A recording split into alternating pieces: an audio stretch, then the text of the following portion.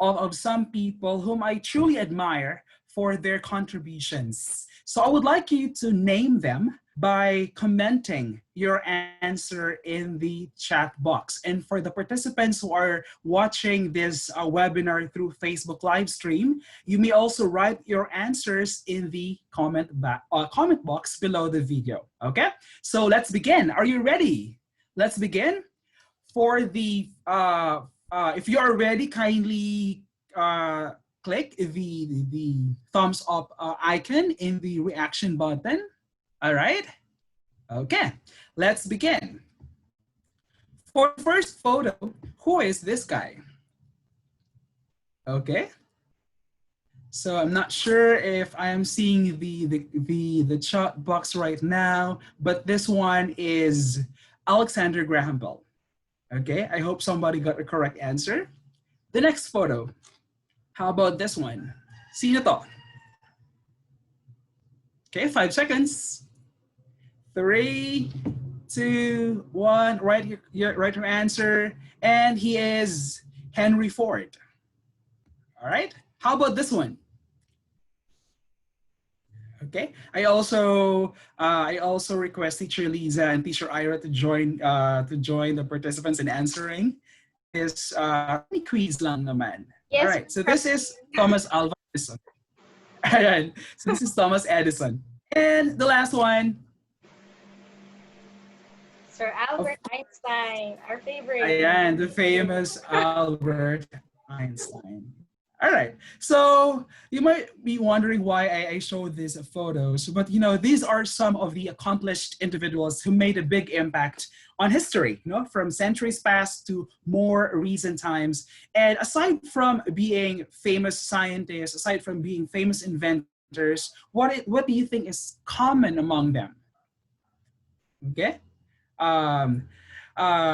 Yes, may answer ba tayo dito sa comment box? So basically, these esteemed pool of scientists and inventors, they grew up with learning disability. Okay, so but they overcame these challenges, which actually inspired like a lot of people with learning disability to do the same. So naging inspirasyon po sila, no? Naging inspirasyon ng kwento nila na masabi natin ang bata man ay may learning disability ay may pagkakataong magtagumpay even sa larangan ng STEM education. And so to manage our expectations, this will be the coverage of my talk this morning. I'll be sharing the context on the need for STEM education, in special education curriculum and instruction. And I will also be sharing few strategies for teachers on how are we going to deal with learners with disability. Bilang isang guro, no, ano ang pwede nating gawin upang mas mahikayat natin ang ating mga learners with disability na magkaroon ng interest sa STEM? So given the current context, no, or new setup of education now, how teachers make learning accessible has become more challenging. Okay, naging challenge na po, no, in the past dealing with learners with disability, but it is more challenging now given the current context. And how teachers make learning STEM more accessible even beyond classroom walls. Okay, so as teachers, our main concern is how we continue providing services to students with disability and unique learning needs, even from a distance. So STEM education, as we all know, is important for all students and not just for the best and the brightest, okay? Most often we have looked at STEM education as something that only for students who expect to go on to higher education, and that usually excludes non-mainstream students, okay? So we need to recognize that all students can succeed and can contribute when presented with opportunities to learn. So many of us who are teachers can easily point, you know, to students who have learning challenges or have any learning disability and still can understand STEM well. Okay, they have good memory, they are good at explaining science concepts or mathematics concepts. So unfortunately, we seem to traditionally look at STEM education as something that these students with learning disability as someone who is not part of the STEM equation. So there is a pervasive societal norm of thinking that only certain individuals possess the capacity to learn STEM content. So I would like to make an emphasis that now there is a huge push for science, technology, engineering, and mathematics education in the Philippines. And so, ano nga ba ang STEM education at bakit ito mahalaga? So to give you a short context of what is STEM, STEM education is the preparation for STEM fields or STEM careers and encouragement of STEM literacy. So a commonly accepted definition of STEM education is provided by Surpos, and Helen in 2009, which states that it is an interdisciplinary approach to learning, okay, where rigorous academic concepts are coupled with real-world lessons as students apply science, technology, engineering, and mathematics in context that make connections between school, community, and work. Okay? Ibig sabihin, layunin ng STEM education na magkaroon ng mas malalim na koneksyon ang natutunang concept sa paaralan at kung paano ito mako-connect sa komunidad at higit sa lahat sa buhay ng tao. So the push for STEM education in the country is actually supported by the government and of course leading organizations due to the following factors. The first one is the current global economy and international innovation index of the Philippines. So the Global Innovation Index in 2019 said that the Philippines improved in almost all the metrics which the report used, namely in institutions, in human capital and research, in infrastructure, in business sophistication, knowledge and technology outputs, and creative outputs.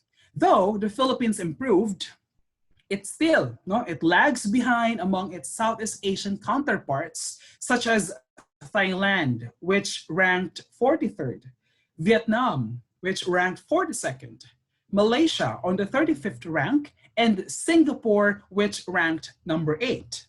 So the current standing indicates improvement, but poses a challenge to put more effort, in innovation. And as we all know, innovation is a highly entrenched, highly emphasized in STEM education.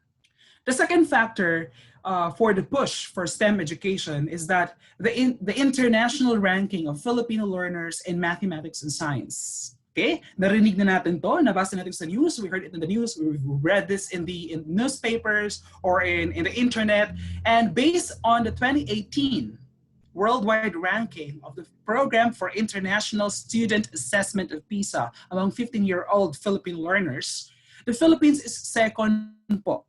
Yes, second po ang rank ng Philippines. Second lowest in mathematics and science among 79 participating countries. Nakakalungkot pong isipin na ganun po yung ranking ng Philippines. Though this is still the first time, ito po yung first attempt ng Philippines na mag-join sa PISA, and it poses a parang challenge. No? At least we know where we stand. And alam natin kung saan tayo pwedeng mag-work, saan tayo pwedeng mag-put ng more effort to improve the ranking of our Filipino learners. And the third factor is the shortages of people pursuing STEM careers. Okay, so Philippines only has 189 scientists per million populations, whereas the ideal ratio is 380 per million population. So the country needs researches to address various issues such as growing population, planning and implementing a sustainable, inclusive economy, the challenges in carrying capacity, sustainable global competitiveness, and the effects of environmental degradation and climate change. Especially now, given the context of the ongoing pandemic, we really need more researchers, more scientists who will work on helping the community. And one solution for alleviating potential shortages of people pursuing STEM careers is to include children and youth with disability in STEM education and increase the number of students from the underrepresented populations pursuing STEM degrees in STEM. And just to give you a short, sort of data, approximately 15% of the world's population, representing more than 1 billion people worldwide, live with disabilities. And according to the Philippine Statistics Authority, about 16 per thousand of the country's population had disability. That's malaking number po yan. It's already a big pool of talents. Currently, because of a lack of data and information, it is unclear how many students with disabilities are receiving inadequate educational support as a result of the COVID-19 pandemic. So in the Philippines, though there is a number of students with disabilities participating in schools, when compared to their non-disabled peers, fewer students with disabilities graduate from high school and enroll in institutions of higher education. So the current status indicates that few students with disabilities are also pursuing STEM careers. As we all know, the current society is a technological, innovative culture. Science, technology, engineering, and mathematics, or STEM, has largely influenced the advances that affected global leadership and advanced the global economy, which led to an increase in the need for workers, in the demand for workers in the fields of STEM. So with the increased emphasis on STEM professionals and the education typically required for these professions, the question now is, where does this leave students with disabilities? Ano na mangyayari sa mga students with disabilities? So the underrepresentation of people with disabilities in STEM careers is actually not surprising. Hindi na po ito bago. And the underrepresentation of this group typically starts by not being encouraged to pursue STEM careers or to enroll in STEM courses. Hindi po sila ini-encourage. There are several reasons, no? Or there are several barriers to STEM careers for people with disabilities. The first one is limited educational experiences. So there are parent and teacher misconceptions that students with disabilities cannot be successful in STEM. Kasi mahirap ang math, mahirap ang science, mahirap ang engineering. So that results in a lack of encouragement. No? Kulang po ng encouragement yung group na to take courses in these areas. So there are also cases that teachers' lack of knowledge and skills regarding how to include students with disabilities in STEM opportunities serves as a barrier. Also, the second barrier is preparation for STEM careers. So there are cases that students with disabilities are not provided with appropriate information. They are not provided with appropriate counseling opportunities related to taking advanced courses or STEM career preparation. So research shows that students with disabilities are not provided access to science curricula that equaled their non-disabled counterparts. So there are also low expectations and lack of encouragement from influential adults, including teachers, parents, and guardians. Please give me a moment. I need to put my charger lang. Ayan. All right. Okay, so the third barrier is the lack of STEM role models for students with disabilities. So, gaya ng sinabi kanina, there are low expectations and lack of encouragement from influential adults, including teachers, their parents mismo, and of course, the community where they belong. Also, so given these barriers, with these barriers, students with disabilities may not view STEM content or careers as something obtainable. Okay, so they do not see it as obtainable goal. So that results to people with disabilities not being prepared for education STEM opportunities. One of the reasons for underrepresentation of people with disabilities is that, or in STEM careers, can actually be observed in school settings. So students with disabilities often struggle with STEM content that's already been given. Okay, medyo may struggle po talaga for learners with disability on understanding complex context or complex concepts in STEM. So this claim is actually supported by various researchers. Okay, so students with disabilities often lack a solid foundation in STEM, which is evident upon entering secondary settings. So when they enroll to high school, napapansin, no, nagmamanifest po yung kakulangan nagmamanifest po yung solid foundation ng STEM content, and there's also misconceptions about scientific phenomena, and there's also misunderstanding of inquiry. So that situation adds to the underrepresentation of people with disabilities. And as students progress through school and struggle with weak foundations in critical content of STEM, their attitudes are already affected. Okay? So students develop negative attitudes towards STEM subjects. Actually, hindi lang sila, di ba? Even like the normal, the non-disabled counterparts, they also struggled in STEM. So students develop negative attitudes towards STEM subjects as they encounter increasingly complex expository texts and other instructional materials that reduce their ability to access and comprehend scientific information. So these experiences can make these individuals with disability to feel isolated, coupled with a lack of potentials, coupled with a lack of mentors, coupled with a lack of peers who face the same challenges at school. Their attitudes towards them has already been affected.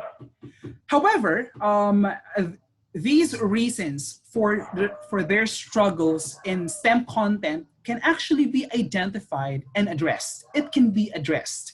And so that's the role of teachers, reimagining our role as teachers, as mentors, as role models, as their support system.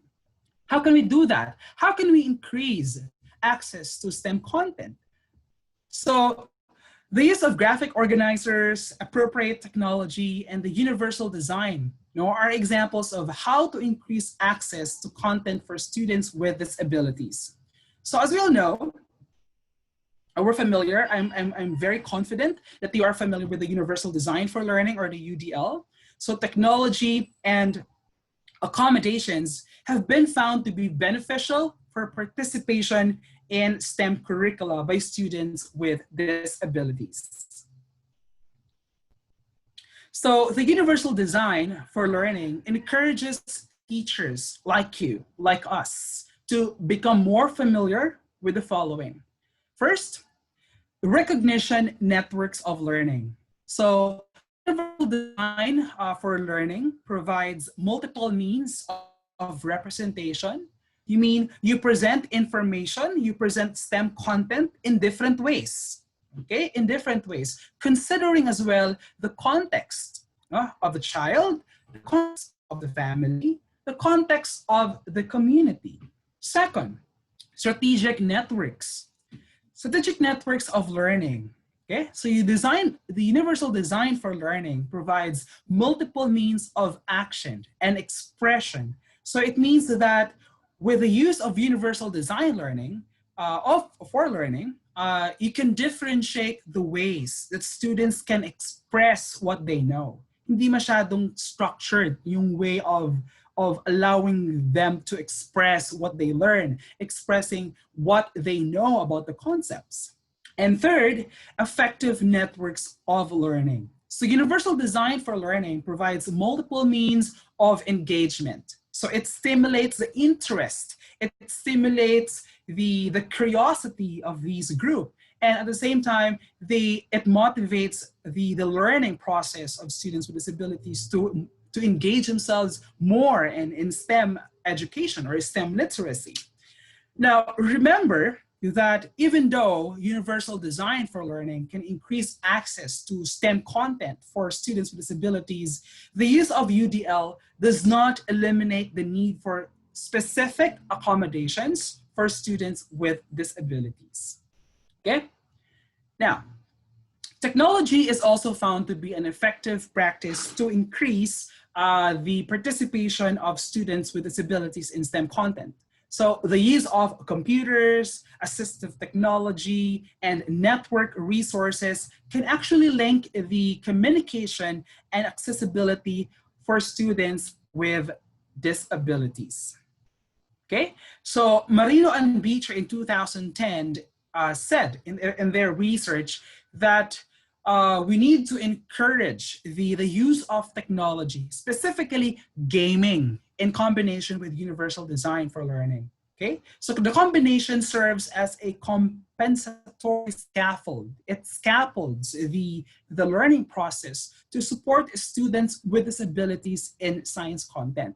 There are a lot of games or yes, online games or offline games that can actually engage learners to learn engineering skills, basic engineering skills, or STEM content by simply playing that game. So the use of gaming as a technology-based scaffold that can engage, can actually engage students and meet them at their ability level, okay?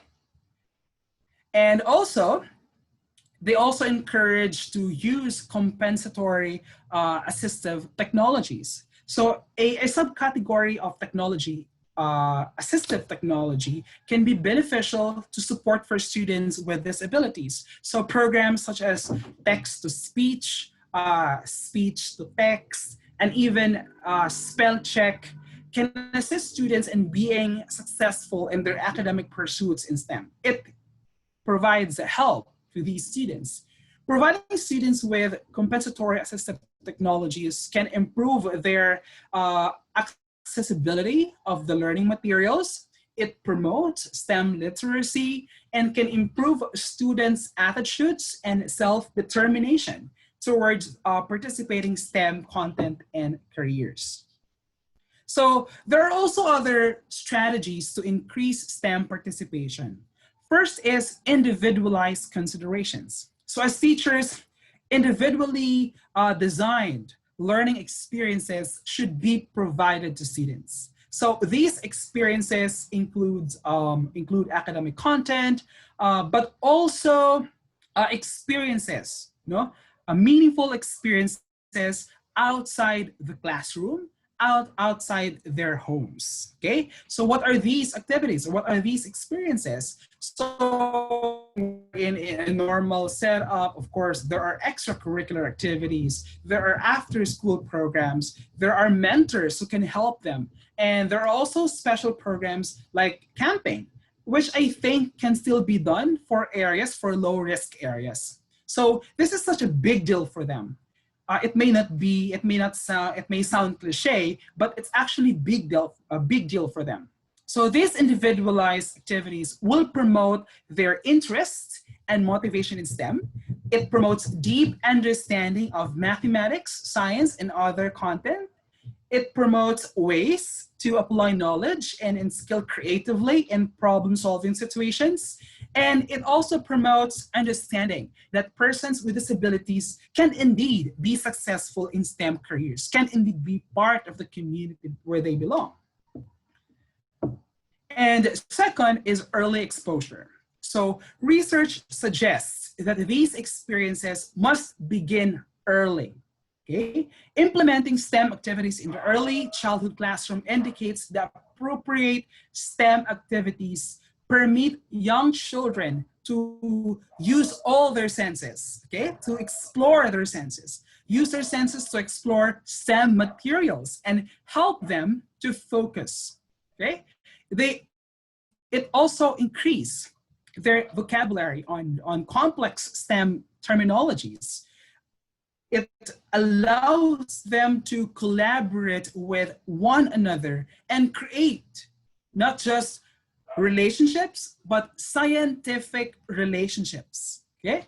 In addition to young children being ready, willing, they become willing and they become able, it enables them to engage in STEM activities in the community. And also early exposure, researchers, they emphasize the need to start early, stating no later than middle school, because early learning experiences actually play a critical role in career development. So early experiences can actually shape self-efficacy. It shapes their beliefs. It shapes their outcome expectations in life, which in turn affect the formation of their interests to what to proceed in high school, what to proceed in senior high school, to what to proceed in college. And that subsequently influence their occupational goals. No? Na-develop po yung goal nila na even if I have learning disability, I can work as a NASA astronaut. I can work as a scientist. I can work as a technologist. I can work as an inventor. So it also affects their choice actions and performance attainments. And third, transition considerations. Students must be prepared to and to be supported through transitions from early education to secondary education to post-secondary education to adulthood. Okay, so building students' confidence and confidence in STEM by laying the foundation for STEM in their transition consideration and ensuring their personal development, ensuring their access to content, ensuring their experiential development, and post-secondary connecting activities. So this also allows students to be able to communicate their needs and identify appropriate accommodations in order to persist and to really pursue in STEM programs. So why push for STEM education? No, why push for STEM for learners with disability? I personally believe that all students should be offered access to opportunities in STEM areas of education at every grade level and should be encouraged to pursue STEM careers, or STEM opportunities. First, it promotes active learning for preschool. So when exposing preschool children to STEM activities, the children constructed or can construct important scientific and mathematical relationships. As we all know in DepEd, the current situation in the context of DepEd, training for science starts at grade 3, if I'm not mistaken. So at CISTEM, we do have programs on early science literacy to promote active learning for preschool. And when students are exposed at a very young age to STEM opportunities, they can explore materials and that will spark their scientific curiosity. It can spark math discovery. And it also suggests that when children are exposed to STEM literacy at a very young age, it can build it can build a strong foundation. And these experiences can teach young children math, and science and engineering to be more exciting for them. Second, equal learning opportunities. So some researchers in their studies found that students with disabilities can actually pass science and math exams at the same rate as peers without disabilities after teachers were provided with extensive preparation focusing on effective instruction. And third, meaningful learning outcomes. So some researchers also found out that when general education science teachers were able to eliminate curriculum barriers, they were overwhelmed by students' abilities to produce meaningful learning outcomes in inclusive settings. Okay? And fourth, opportunities in innovation. STEM fields are the foundation for innovation, and STEM education provides opportunities for students to develop innovative products and solutions. And these solutions can actually help address community problems. STEM education serves as the foundation of innovation in our society. So innovative products often derive from a problem or a challenge that the community is facing, and that can actually give them the feeling of belongingness, that even if they have that situation, even if they have that condition, they can still be of great help to the community. They can provide something for the community by giving their solutions, by giving their innovative solutions. Fifth is new global workforce. As the need for scientists and engineers increase, we cannot continue to ignore or exclude students due to their disability. No? I personally believe that students with disabilities comprise one of the largest untapped pools of potential scientists, engineers, technologists, mathematicians, and technicians. As I mentioned earlier, our current economy and society requires an increasingly rigorous knowledge pool of people who can work for the economy, for global innovation. And finally, we also have appreciation of the new world. So young people today from all walks of life spend much less time interacting in natural settings due to increased interaction with technology. No? It's a parang na-observe natin. Minority populations or a group with this learning disability spend less time outdoors than their peers. And this decreased exposure can actually lead to less familiarity, understanding, and appreciation of nature. So STEM education provides learning opportunities to engage students, especially the underserved students, to learn about and appreciate the outdoors and natural settings. Okay, so how do we move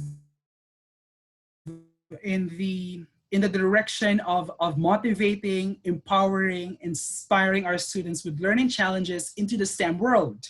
So this time, I will be sharing few strategies that you can use in working with learners with disabilities in teaching STEM. So please take note that what I'm going to share is not conclusive nor prescriptive, but rather just suggestions or recommendations that you can apply. So the next slides will provide K-12 general and special education teachers and educational professionals the pedagogy for integrated inquiry-based teaching and learning practices and strategies in STEM content to support the learning needs of their students with disabilities.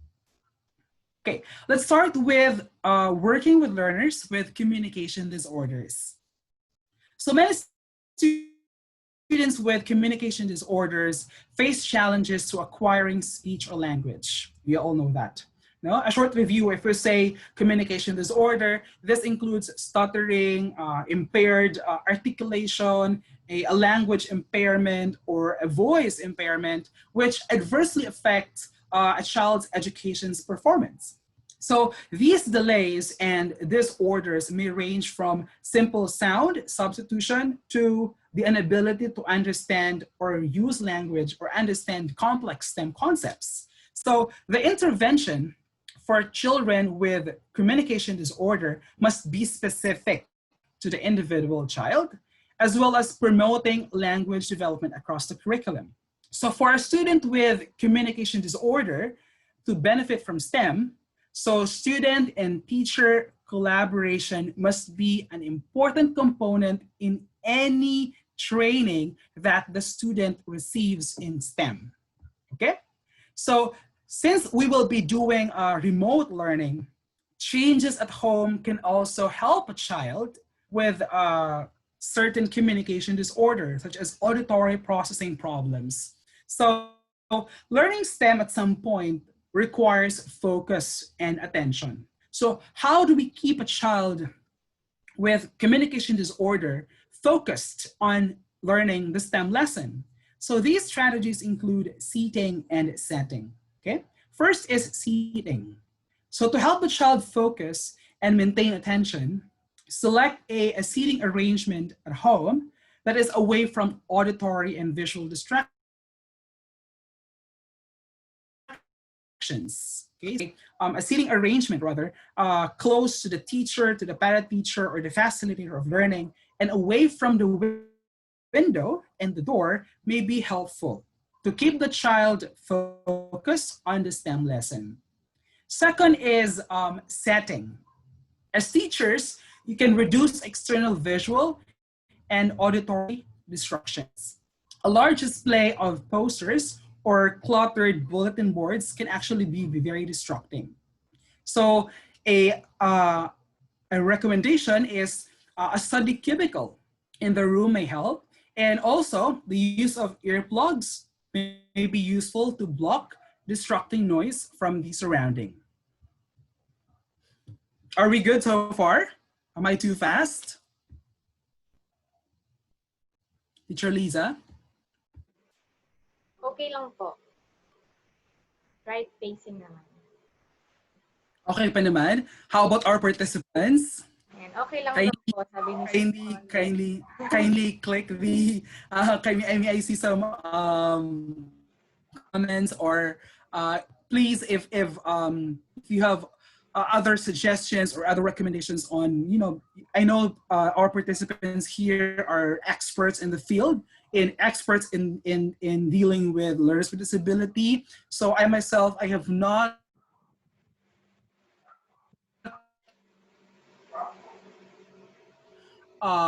experience, no, but I have experience of people yung parang may visual impairments or auditory impairments, but not the severe cases. Okay, so this time we'll be talking about working with learners with visual impairments. Okay, so when considering the various representations of disabilities within the classroom or in a home setting, teachers often struggle to provide adequate instruction for students with visual impairments. Okay, like ako, for example, when I was still teaching, first day of school, like I need to ask my students who parang sino yung farsighted, sino yung nearsighted, who can't see clearly. Parang you need to really establish that so you will be able to accommodate them based on their needs. So of the primary senses of visual acuity, so students with low vision, blindness, or other visual impairments must find ways to compensate for their respective limitation. So as teachers, it must be recognized that students with visual impairments have the same cognitive abilities as their sighted counterparts. Okay? So hindi ibig sabihin na because the child or the student has visual impairments, he or she can no longer perform well in STEM subject. So within the learning process, the understanding can be the same with students with visual impairments. I'm going to share some of the things to consider in dealing with learners with visual impairments. Of course, you need to know the learner. Yeah. Next, a quality teacher. We also have quality curriculum, learning environment, flexible teaching and learning time resources, and evaluation, assessment, and grading. This time, may I request our participants to comment, or write anything in the chat box, what their insights about these components or these factors in dealing with visual impairments. So write anything. What do you know about knowing the learner? Okay, what's your idea about a quality teacher or a quality curriculum or an ideal learning environment? What are your insights about this? Okay, so may I ask Teacher Lisa to help me in reading the comments of our participants? Sure. I will give you 2 to 3, 2 minutes, maximum of 2 minutes to share your insights.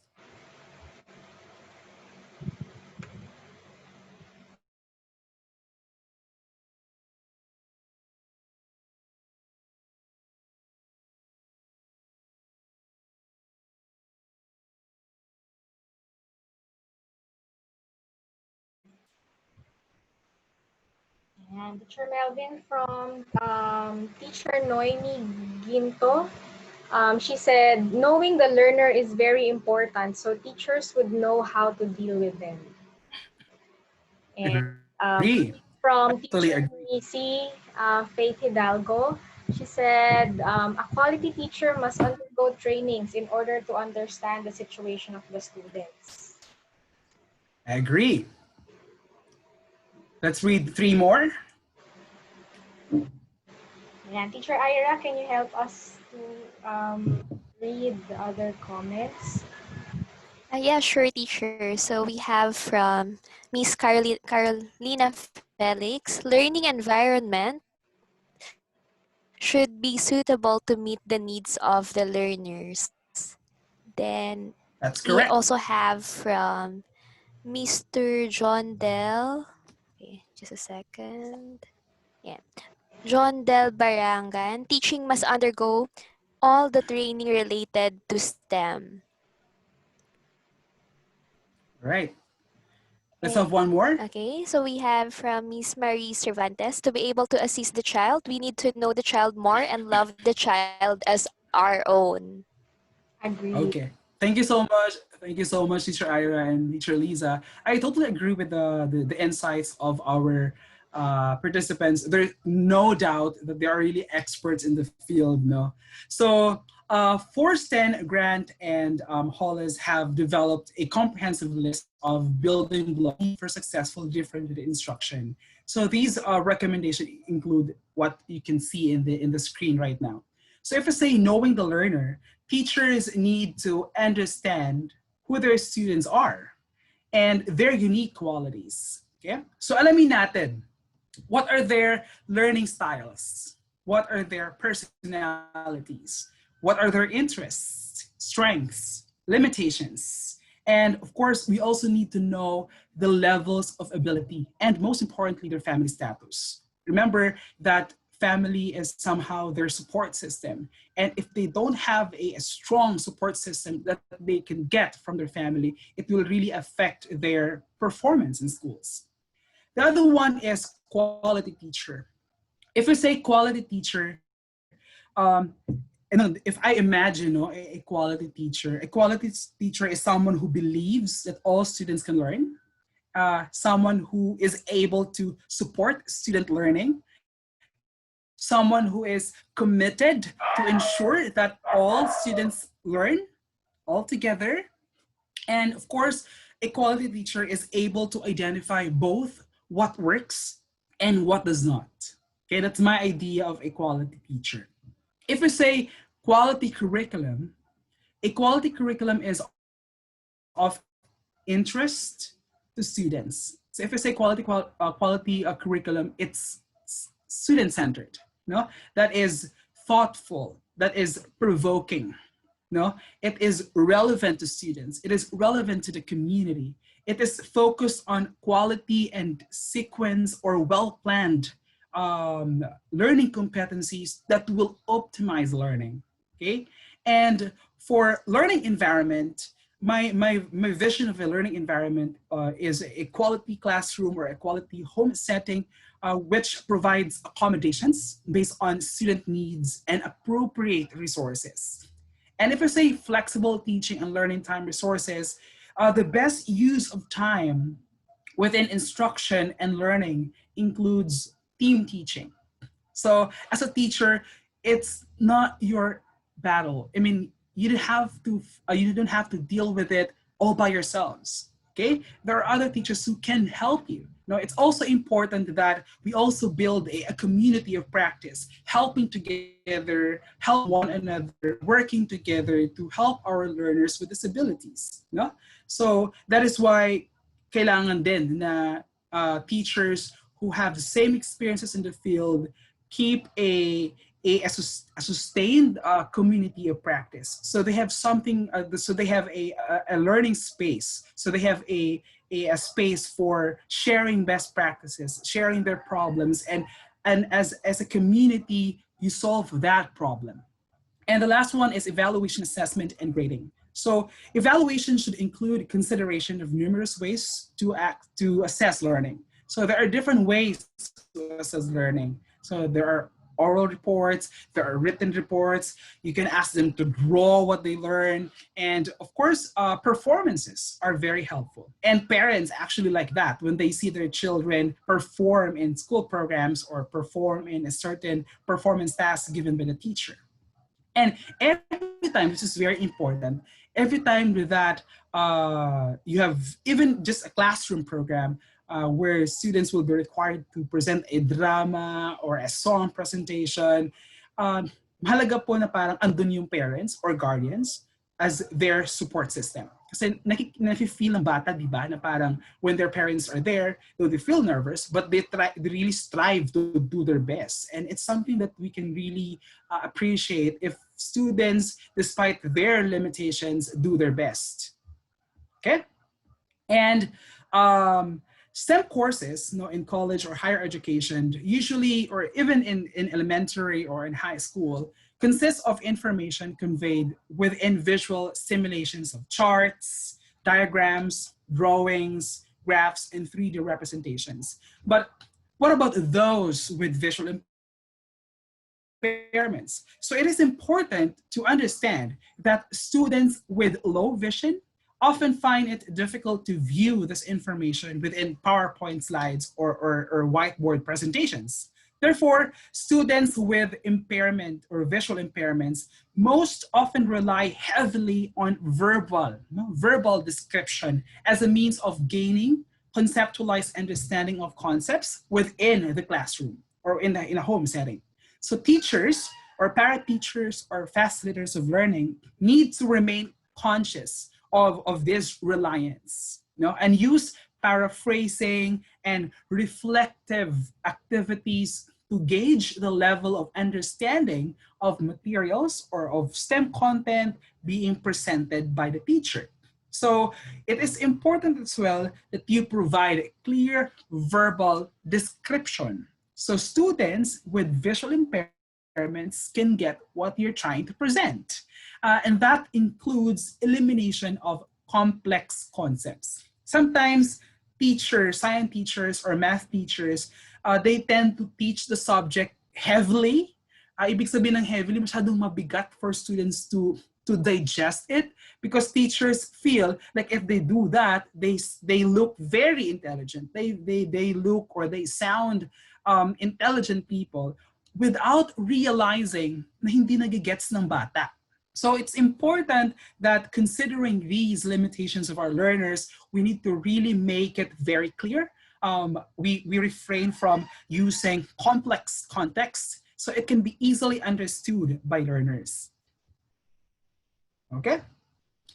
And of course, through clear explanation, materials and concepts should be explained using detailed terminology and description. Science and math, engineering concepts, parang you need to really familiarize a lot of things. Like in biology, for example, when I took my biology course in my undergrad, I used to really familiarize a lot of terms, but it's somehow challenging, even more challenging for learners with disability. But kaya nga parang role ng teacher is to really gauge the learning process. Thereby, you can also allow them to gain a clear visual interpretation and shared meaning of what is being discussed, what is being learned in the classroom. Although verbal description is very helpful, teachers should also provide three-dimensional objects to support understanding whenever possible. Okay, I have a few more slides left. Please bear with me. This time, I will be sharing some resources that teachers, that schools, that administrators can provide in working with learners with visual impairments. So these are assistive technologies for students with visual limitations. Okay, so of course, you can make use of text to Braille translation software or other software to translate print to Braille. Okay, so you can also make use of a Braille printer, an embosser, image simplifying software, image embossing devices, color copier with a magnification function to make the text more bigger, text to talk software, since they have problems or difficulties on reading the text. So mas maganda pag if it's talk based, voice recording or dictation software. You can also provide course materials into Braille and adaptive electronic media. This is for remote learning modifications. You can also distribute course materials and notes to students before class, provide materials in advance whenever possible, allow students to record synchronous lectures, refrain from using complex terminology. I've already mentioned this earlier. And of course, you need to be more specific when giving directions, okay? You cannot just simply assume that they're getting whatever you're saying, whatever that you are sharing or telling them. We can also provide students with low vision, large print copies of materials. You can provide adaptive software and hardware as needed, provide a wide range of physical learning experiences whenever possible, and of course, whenever possible, provide assistive technologies. And the other strategy is, of course, differentiated instruction. I think like a lot of teachers participating in this webinar are familiar with differentiated instruction or DI. So as we all know, differentiated instruction is an approach to teaching and learning for students differing abilities in the same class. Okay, so that the intent of differentiated instruction is to maximize each student's growth and individual success by meeting each student where he or she is and assisting in the learning process. So it involves creating multiple paths so that students of different abilities are able to access the academic curriculum. And educators can assist in differentiating instruction for students with disability by, identifying what is required in the learning task, such as vocabulary knowledge, the ability to make inferences. Do they have that ability? The ability to work independently. Do they have that ability to work all by themselves? Or are they more effective if they learn by group? So designing lesson goals that address both common core standards and the needs of individual students is also very important. Developing differentiated lesson objectives based on the common core standards and for what should be learned for all students and for some students and few students. So you need to identify those. So if my concept is about, say, photosynthesis, if this is the definition, if these are the learning competencies that students will learn, so I need to identify which competency is for all students, which competency is for some students, and which competency is for few students. So that's how you differentiate the lesson objectives. So instruction can also be differentiated in terms of the content that students are to learn. So the processes used in teaching the content and the product that students are to produce to demonstrate the learning. So you also vary the products. Hindi pwedeng everyone will submit a diorama. So parang ganun. So you need to really differentiate even the output or the products of the learner. Okay? And finally, allow me to share what schools can do to increase participation of learners with a disability in STEM. So I highly recommend this to teachers and school administrators. So these programs support students in identifying and reaching their post-secondary transition goals and provide career-related work experiences. So allow me to share a commonly used model of career development in special education, which is the life-centered career education model by Brolin and Lloyd in 2004. So this model identifies 4 stages of career development. So let's start first with career awareness. Okay, career awareness usually starts in the elementary level or elementary grades. So students learn about different career roles. So what they want to become, are they going to become would they like to become a scientist, an inventor, a mathematician, a technologist? and task as well. So this is a time when students could be introduced to the wide range of careers available in STEM areas. Hindi ibig sabihin na pag STEM, scientist lang yung magiging pipeline ng work. No, there are a lot of STEM careers that can be selected or can be chosen by the learner. The second stage is a career exploration. So it begins in middle school. Okay, at this time, students begin to compare tasks or various careers to their personal likes, to their personal interests, and at the same time to their personal dislikes. So many schools routinely provide career interest assessment to assess, no? At the same time to assist these group of learners in identifying their area of academic interests, their area of academic strength and weaknesses related to college. So if I'm not mistaken, in a public school, we have the so-called NCAE. It assesses the students' field of academic strength and weaknesses. And also, by doing career exploration, it provides the learners with disabilities the idea or the context of what's going to happen in the workplace if you pursue a STEM career. So participation in a variety of STEM-related activities can actually increase students' career knowledge and confidence. So research indicates that such experiences play an important role in the career development, especially for learners with limitations or learning disability. Okay. The other one is a career preparation, right?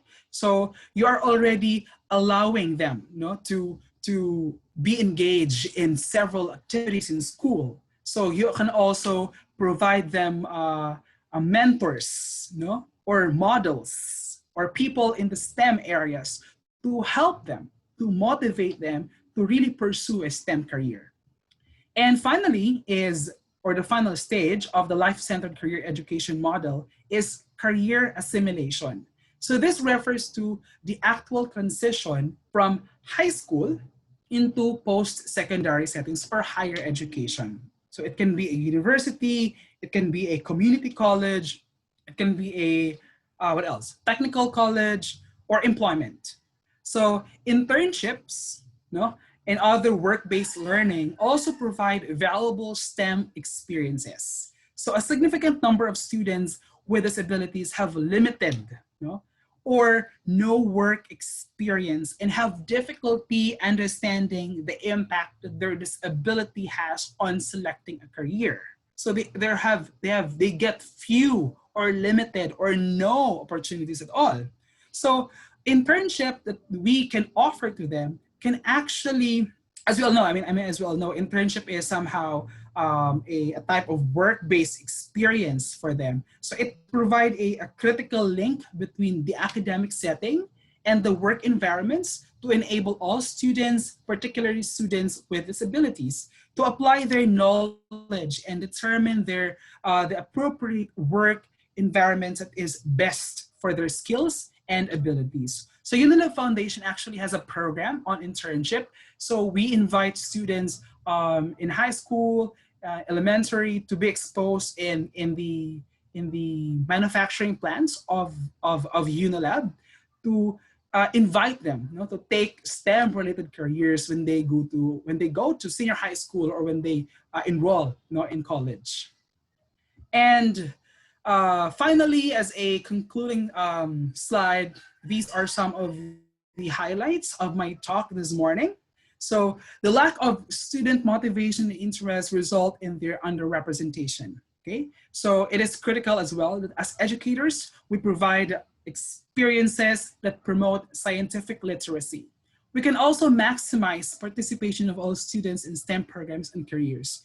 And expectations for who can do STEM or the status quo must be changed. It must be challenged to encourage students from all backgrounds to participate and succeed at the highest levels in STEM. And as a as an ending statement, I would like to say that one of the greatest difficulties that facing people with disabilities is created when their capacity to be educated, their ability to function as individuals in the community is evaluated solely by the limitations imposed by their disabilities. So when that happens, they essentially become defined by their disabilities rather than being defined of their broad range of interests, their abilities, their skills, their talents, and them being unique individuals. So my dear educators joining this learning webinar, it is about time that we develop an attitude that is disability positive. Thank you so much for listening. I am now ready to take your questions. Thank you so much, Teacher Melvin. So it's actually, this is quite a very interesting topic because personally, when we deal about or when we talk about STEM education, ang naisip kagad natin bright kids, diba? So it became a norm. But we're changing things now. We would like STEM education to be available for all of our students. Kasi katulad nga ng introduction mo kanina, Teacher Melvin, no? Actually very catchy kasi pinakita mo yung mga very known sa field ng science na may mga disability pala sila. And if hindi sila nabigyan ng chance to excel, siguro yung mga na-discover nila, hindi natin na-enjoy. So it's actually a challenge for us teachers, di ba po? Pero given this opportunity to accept new ideas, how we can collaborate with each other, I think we can also include basically all students na to be involved in STEM education. So ayan, the floor is open na po for questions. I know it's already 11:06 in the morning, but yeah, maybe we can spend more time interacting with our participants. I know that we really have an esteemed pool of participants this morning, experts in the field, but I would like to hear from you, okay? I would like to hear from you. I myself, I don't consider myself an expert in dealing with in SPED education because my background is biology education, but yeah, I'm excited to hear from our experts in the field. Feel free to share po. If you don't have questions, you can also share how you make your students interested in STEM. So while other participants, Teacher Lisa, are preparing their questions, maybe we can also ask them if they have a piece of paper and a pen at home, piece of paper or a pencil pen. I would like to just ask all the participants to turn on their camera later for a community pictorial, if that's okay with our participants.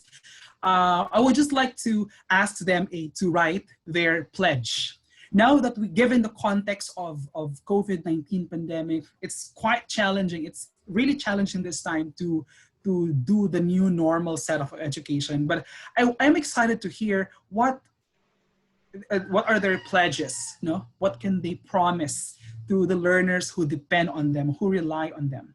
Personally, as a teacher and as a representative of the Center for Integrated STEM Education, I truly believe that my pledge would be I promise to continue doing programs that will support learners, that will support teachers, that will support communities in achieving quality, in achieving access to learning opportunities. That's my personal pledge. So I'm excited to hear. I'm excited to know the pledges of our participants. So if they have a piece of paper, you can write it down. You can make a very short pledge. And I'm excited to, I will be asking all the participants to show it. And let's have a photo shoot. Ayan. You can write it down. Wait, I will also try it. So my questions na ba tayo while you are preparing, no? While you are preparing. Feel free to unmute yourself po if you have questions, or you can also use. So Yeah, while our participants are writing their pledges, their personal pledges, I will try to uh, explore the chat box if there are questions. And by the way, we are live on Facebook, Teacher Liza, no? Yes. So, shout out din po sa mga naka-tune in sa atin sa Facebook. And hello to all our viewers. Yeah, we call them viewers.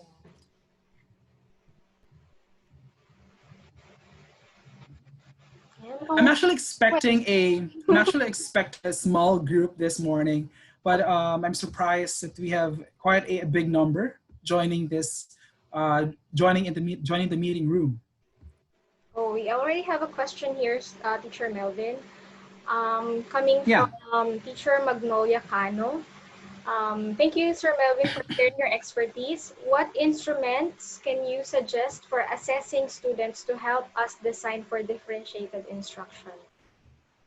Yeah, that's actually a very good question. I mentioned earlier that differentiated instruction will really accommodate the learner's needs, specific needs. And as mentioned earlier, we can assess first their learning styles. Okay, so there are actually like so many available learning style survey forms that can help us assess the specific need of the learner. So I can share a learning style survey form that can help you assess, the style of students to really learn STEM in a better way. So I can share it to the group. I suggest, Teacher Lisa, we can have a digital community of practice after this webinar. If I say community of practice, we can do a Viber group where we can just simply get updates, or I can share it to Teacher Lisa then, so it can be emailed to all the participants. I will also email, by the way, the presentation that I gave this morning. So yeah, I hope I was able to answer that correctly. Yeah. And by the way, for just like very informal way of like knowing lang their the students, you can do informal interviews, no? They're like knowing what are their interests, what are their habits, what are their and by doing informal interviews, you can actually assess their strength, their individual weaknesses by simply asking them, no? Para hindi masyadong mabigat kasi considering their limitations, doing a questionnaire might be challenging for them. So by simply having an informal Q&A with the students, that can help you assess their needs, and you can easily align that outcome to the instruction or to the lesson that you are going to make, differentiating or considering or accommodating their needs.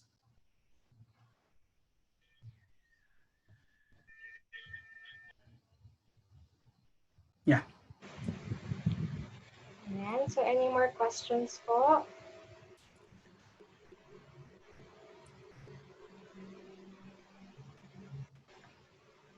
So, actually, everyone is encouraged to stay tuned to our Facebook page, because this is not the last time that we're gonna have webinars related to empowering educators on inclusive education. So if you have some topics in mind, you can also share it to our page para we can create a special webinar for that. Yeah, Teacher Lisa, I would also like to invite our participants to visit and like our page. It's the Center for Integrated STEM Education. So you can actually access curated resources. We have the so-called The Science of Us. The Science of Us is an early science literacy, and since lockdown, we have produced 3 magazines for kids. So you can download those. You can use that in your class. Yeah, as we open. So basically, the magazines are talk about how children keep a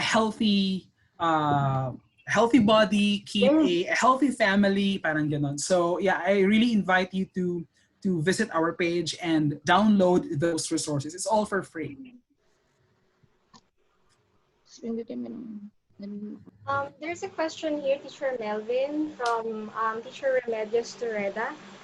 She said, what is the most effective platform tools best for accommodating inclusion for 50 pupils? Okay. I think it is very important that we really need to know kung ang 50 pupils na ba ito have the same or common limitations. Parang ganon. Kasi if the 50 pupils that we're going to accommodate have varied needs, then a single platform may not be effective. Parang what I'm trying to say is that personally, though I have something to recommend, but I cannot single out or point out a common platform that is really effective for a group number. Even Zoom, for example, Zoom is quite challenging then in terms of like dealing with a great number of 50 pupils or 50 students.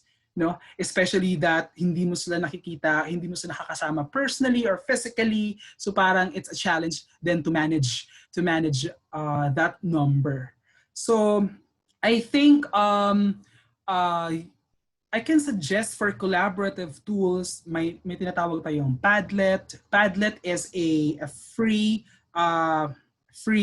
parang app that you can use. You can post their concept, and then you can allow your students to write their insights about the topic that you are going to post. So you can use Padlet. There are also interactive ways of engaging your students. You can use Mentimeter to like how do you call that? Engage them and get what they know. Hindi siya kailangang quiz na A, B, C, D. If you use Mentimeter, you can actually ask a question. It's an open-ended question, and by doing open-ended question, you get to solicit varied ideas from your learners. So hindi siya parang very structured question na one answer lang, like letter A or B. So that means it's more creative. It's more how do you call it, diverse, no, in terms of getting answers or getting ideas from your learners. I'd like to correct myself kanina pala. It's not a magazine, it's a COVID comics. Ayun, COVID comics. So again, it's Center for Integrated STEM or CISTEM. You can easily key in that in your Facebook account and you kindly follow us so you'll be able to get and download resources from the center.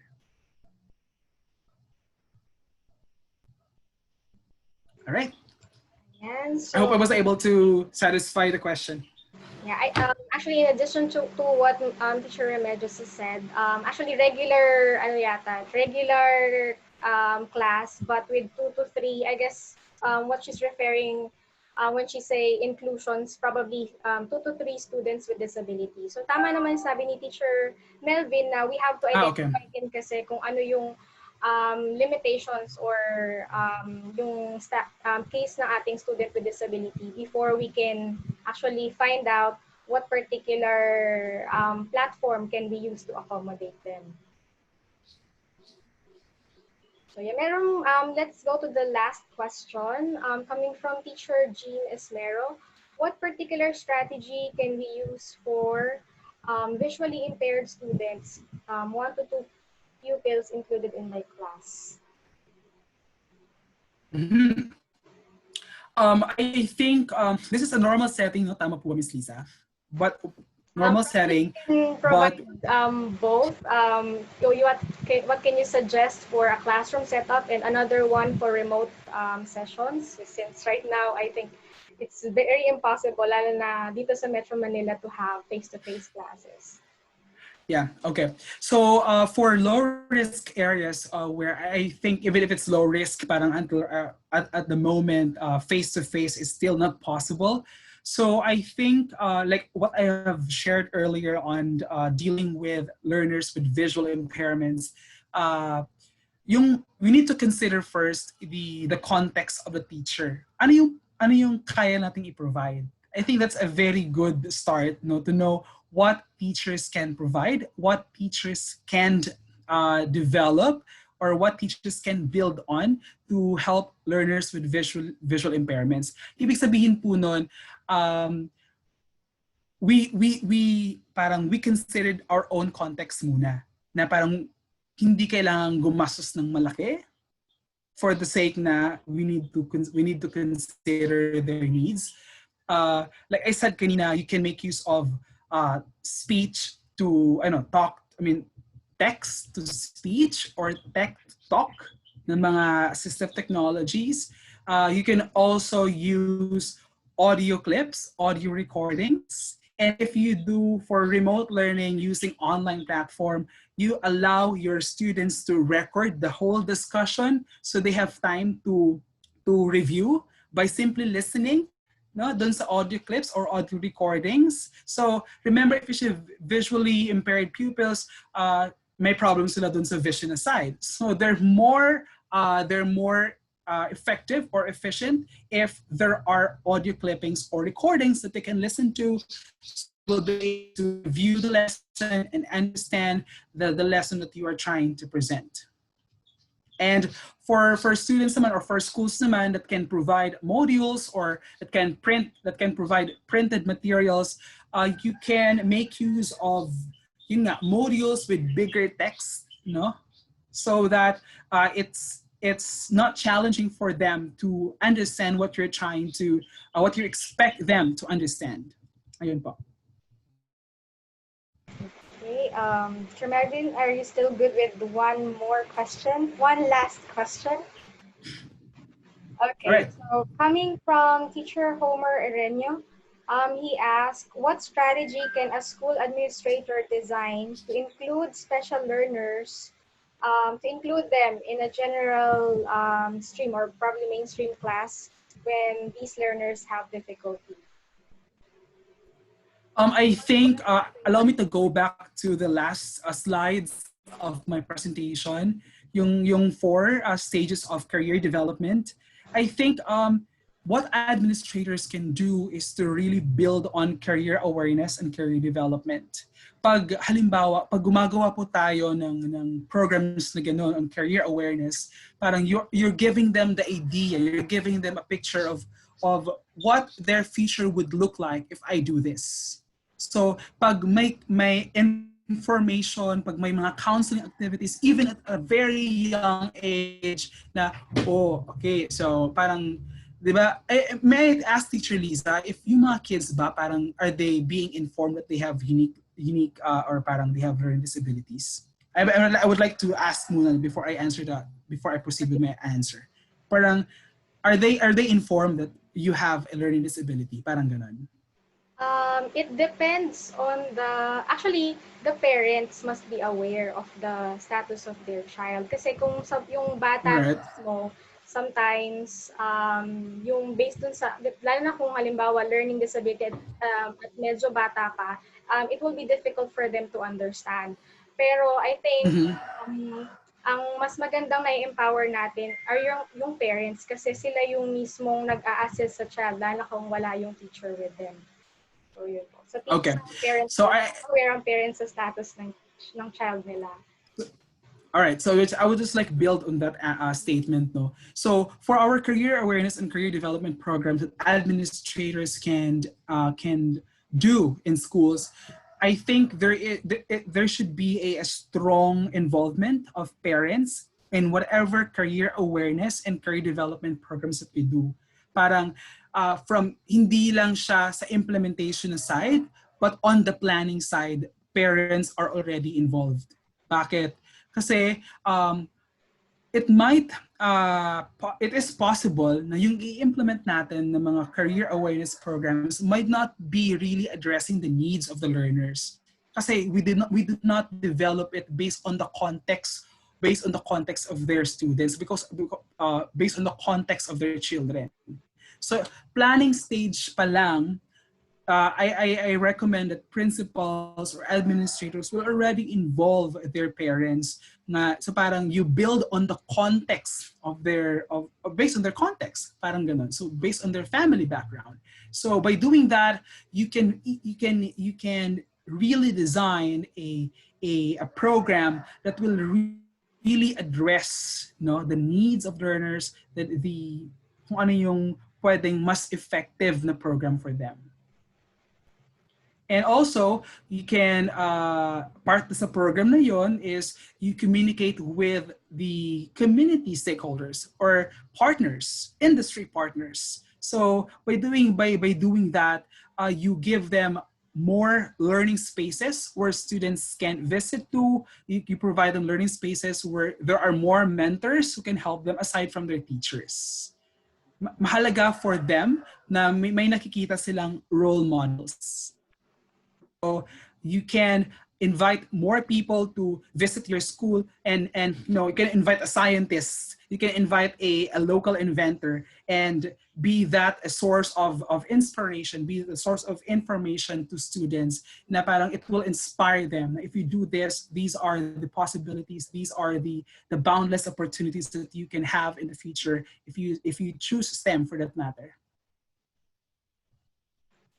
And thank you so much for practical ideas na binigay mo, Teacher Melvin. Kasi totoo naman, dapat talaga mag-start tayo dun sa baselining, kung sino yung mga natin, kumbaga sino yung mga enrollees natin right now, ano yung background nila. And then from there, we can create programs na talagang fit dun sa mga needs ng mga students natin. So, for the... I think Yeah, sorry, go ahead. I think Ms. Lisa, what I'm trying to say kanina is parang in the planning stage, we already identify the key players. No, we already identify the key players, the parents, industry partners. Kasi the program of the school, for that matter, what if you're out of funds? Diba? So parang matitigil ng program na yun. Kasi in public schools, for that matter, we have limited funds. So important then in the planning stage, we have already identified partners who are willing to support the program that we provide to them, partners who are willing to scale up the program that we offer to them. So importante talaga na we really tap generous partners in the communities willing to help learners, whether they have or they don't have learning disabilities. Totally agree, Teacher Melvin. So should we proceed now with the, if we don't have any more questions, actually, for the certificates, I'm gonna share the link in our chat box, so you can just click on it. So we want you to fill out this survey para po ma-process natin yung certificates. Ayan, and ready na ba kayo sa mga, ang tawag dito, Sir Melvin? Sa mga signs, ang tawag dyan, flashcards, or what do you call it? I asked them to write their pledges. Ayan, pledges. As we start a new school year, no? And like this year, let's have their pledges in screen. Yeah, kindly show your pledges, and maybe we can ask 3 to share before we have a community photo opportunity. Maybe I can ask Ma'am Rona Dakayan. Ma'am, kindly turn on your audio so I can kindly share your pledge. Kindly turn on your, yes ma'am. Kindly share po. Yes sir, this is my pledge. I promise to embrace the challenge of cheerfully dealing with learners with disabilities, continue finding ways to better address their difficulties as I continue to accept and embrace the new normal in education. Thank you very much, Ma'am Rona, for your pledge.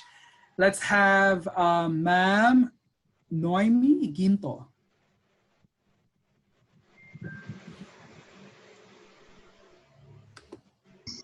Well, for me, sir, siguro I would continue to learn more and develop, of course, my skills. So I would transfer the learning to my students for a long-term goal and prepare them for the future. Thank you so much, Ma'am Noemi. We're with you. We're all in this together. Sabi nga ng kanta, di ba? We're all in this together. Let's have Ma'am Elaine de la Cruz. Ma'am Elaine, would you like to share your pledge? Walang bosses si Ma'am Elaine. Let's have Ma'am Sylvia Asidelia. Ma'am, would you like to share your pledge? And let's have the last one po before we have our community up. Ma'am Sylvia.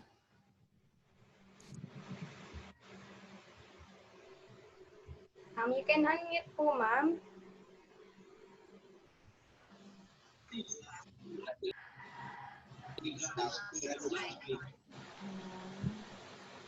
Parang may problem. Anyway, so yun.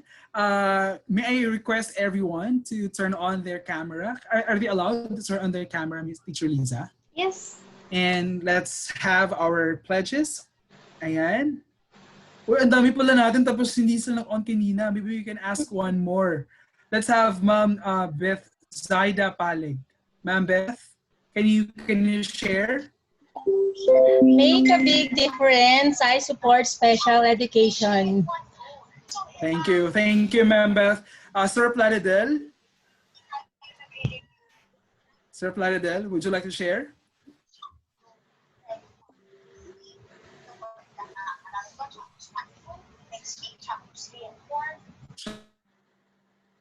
Shy type si Sir Plaridel. Let's have Ma'am Geraldine. Ma'am Geraldine, would you like to share? Ma'am Geraldine? There. Ma'am, can you share?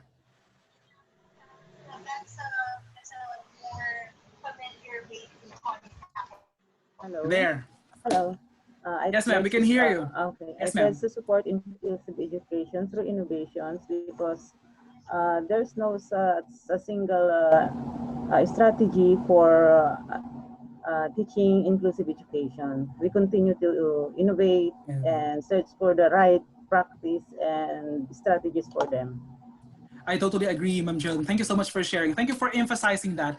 As they say, the future belongs to those who can easily and rapidly innovate. And I am seeing right now a pool of innovators, a pool of innovative teachers who are really doing their best for their learners. Let's have one more Teacher Lisa. Okay lang ba? Sorry ha, medyo time na talaga. Have one more. Let's have Ma'am, sorry. Ma'am Amapola. Ma'am Amapola, would you like to share? Yes, good morning everyone. So my pledge is keep moving to challenges. I know that this year causes challenges to every teacher, but as an educator, siguro all of us devoted ourselves to keep moving and accepting the challenges. Yun po. Thank you so much, ma'am. All right, let's turn on our camera and have a group pictorial. Again, so this is a community of innovative teachers leading towards creating a culture of inquiry and innovation for nation building. Ayan. So who would like to take the picture? Screenshot na lang ba tayo? Okay, Ayan. I will also do this. Okay. 1, 2, 3, show your pledges. Smile. Next page. Ayan. Next page. And kindly turn on your camera, please. There. And one more. All right. Last page.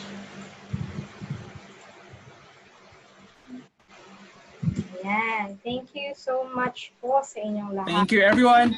I don't have any audio. Ayan. So thank you. And again, for the certificates, just click on the link that I sent po through our chat box. Again, thank you so much, Teacher Melvin, for sharing your expertise today, and for Teacher Ira for co-hosting this session. So have a great morning, everyone, and enjoy the rest of the week. Bye. Bye. Thank you, everyone. Bye-bye.